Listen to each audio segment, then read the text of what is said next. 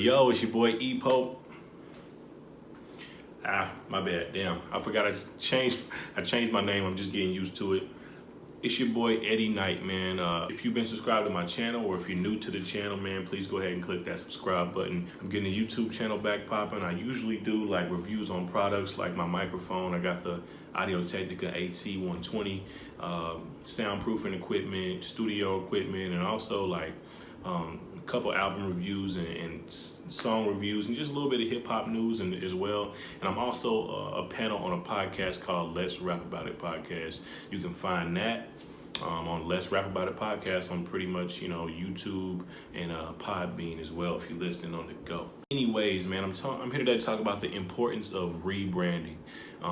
Especially something I feel if you've been doing this for a little while like me, and I do say a little while. I know a lot of people have been in the game of, making beats and rapping and being an artist for, 10 plus years. Me, I'm going into my 4th year. I've been doing this since 2015.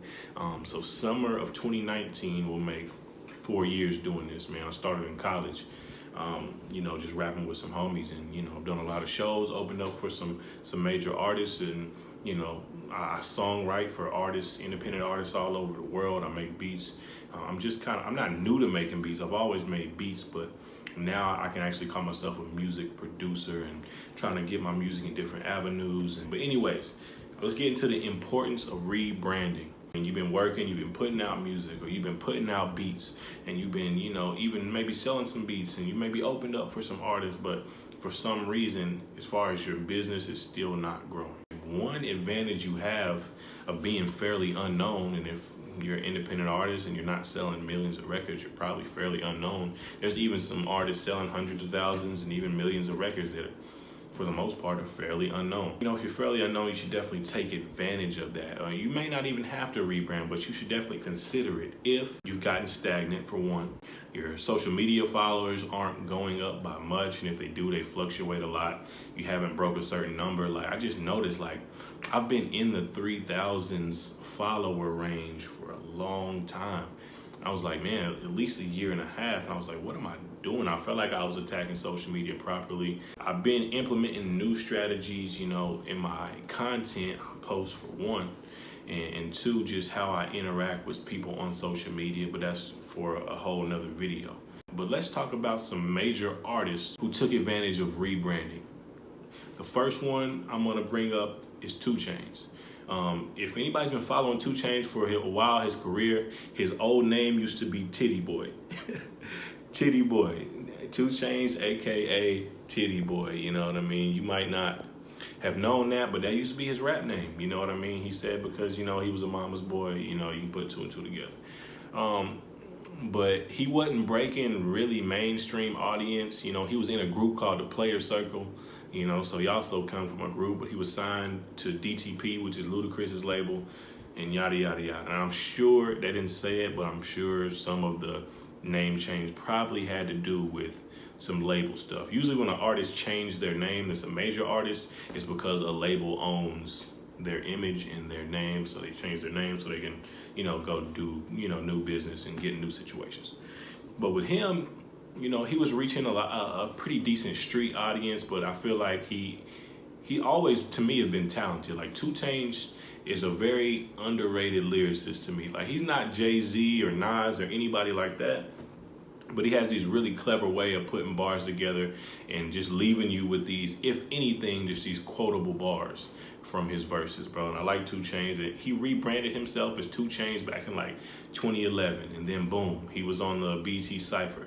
He just kept growing. He put out that mixtape, and he had that big single Riot, and started working with a lot more artists, and that rebrand really helped him. And now he's I think one of the most well-known rappers in the game now. Chainz, the household name. He's got a show with GQ magazine, Most Expensive as Shit. I don't know if you've ever seen it, but he just goes around the world kind of reviewing the most expensive stuff. Like, they did a 24 karat gold blunt and the most expensive for dogs, just all kind of stuff. So he's making a lot of moves just outside of music as well, and that rebrand helped him a lot. And he's selling a lot of albums, a lot of records. He's doing a lot of shows. His show price is crazy. I want to say it passed 100K, which he was doing nowhere near that back when he was Titty Boy. Anyways, second one I want to talk about is another kind of older guy, which is Juicy J.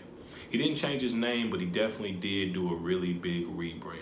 You know what I mean? He was always well known, and he was with the group 3 6 Mafia way back in the day. I'm talking like even before I was born. I was born in 1992.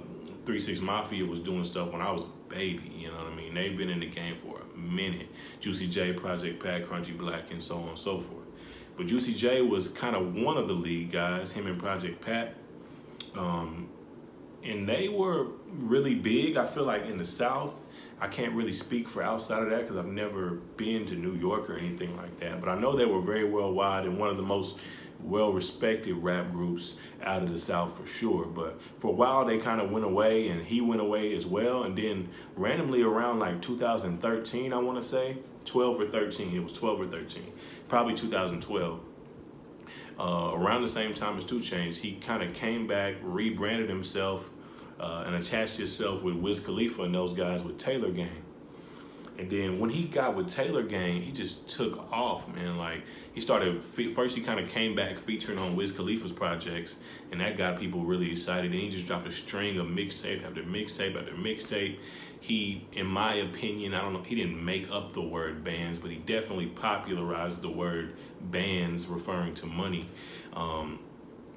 Bands that make a dance. I don't know if you remember that song. That song was huge, and that kind of just catapulted him into this like 3-year run of just hits and hits and hits and great features and dope mixtapes. And the game really had his eyes on Juicy J for a good 4 years, and that was a really great, because usually artists that are in the game that long and they come back, you don't get a second chance, man. But 2 Chainz and Juicy J had a second chance, and they took full advantage of that, man. It's one of the biggest rebrands that most people don't even really talk about, which is surprising to me, is J. Cole. I don't know if y'all been J. Cole fans for long. You may not even be a J. Cole fan at all. But if you remember back in, I don't want to say back in the day, but back in 2010, 11, 12, 13, before his second album, you would see J. Cole with, you know, these flashy jewelry on, with rappers that are typically flashy. Basically anything that he kind of talks about that he doesn't do or wants no part of now, he was kind of chasing that. Even as far as some songs go, like he had a song called Mr. Nice Watch with Jay-Z that was really surface level and just not the typical J. Cole song you would hear today. J. Cole had a really big rebrand as well before his 2014 Forest Hills Drive album, which I got on vinyl, by the way. You know what I'm saying? I love my vinyl. I got Dr. Dre over there as well. Anyway, before that album is really when he started to make his rebrand and shift. He started growing his hair out. He started talking more politically. He started talking about political things. He started, you know, basically distancing himself from the industry and pretty much anything to do with the typical industry rapper. And that's probably one of the biggest rebrands I've seen, not because it was so big of a noticeably thing, because a lot of people didn't even notice because he was so reclusive and really didn't do a lot of interviews. But I say it's one of the biggest just because he's one of the biggest rappers in the game right now. I say the top 3 as far as just biggest brands right now has to be Drake, Kendrick Lamar, and J. Cole, man. And J. Cole took full advantage of that rebrand. At that point in time in his career, he wasn't at the top of the game. He wasn't even looking like set up to take it over. He was just an artist that I kind of liked. Now he's one of the biggest in the game. Take advantage of the fact that you're not known right now, man. If you need to rebrand. If you don't know how, check out YouTube. There's hundreds of videos. Look at those 3 rappers and really study how they shifted and kind of changed their brand and changed their image. Everything from social media to music videos, all that, man. But anyway, it's your boy Eddie Knight. I'm out.